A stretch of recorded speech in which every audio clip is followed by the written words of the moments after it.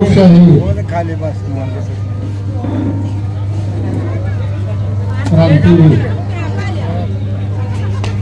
अण्णाभाऊ साठे यांची 104वी जयंती, ज्यांनी स्वतःचं शिक्षण 1.5 दिवसाची शाळा असताना संपूर्ण जगाला आश्चर्यचकित करून टाकणारे लिखाण केलं. हे लिखाण अण्णाभाऊ साठे यांच्या बुद्धिमत्तेपेक्षा त्यांच्या अंतःकरणातून आलेल्या त्या व्यथा होत्या.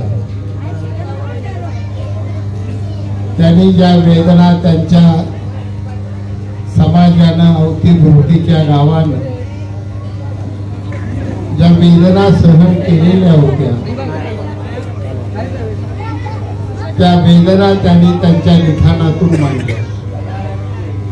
महाराष्ट्राची खरी जिते जागती अस्मिता, ग्रामीण भागाचा एक रुबाबदार ढंग त्यांनी जगाच्या समोर त्या लिखाणातून मांडला. आज अण्णाभाऊ साठे हे आपल्या सर्वांसाठी प्रेरणादायी व्यक्तिमत्व.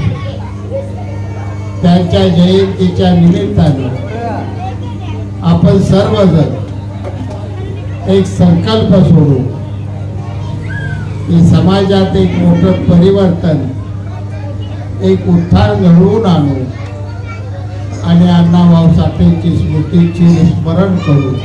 एवढं बोलून मी माझे 2 शब्द संपतो.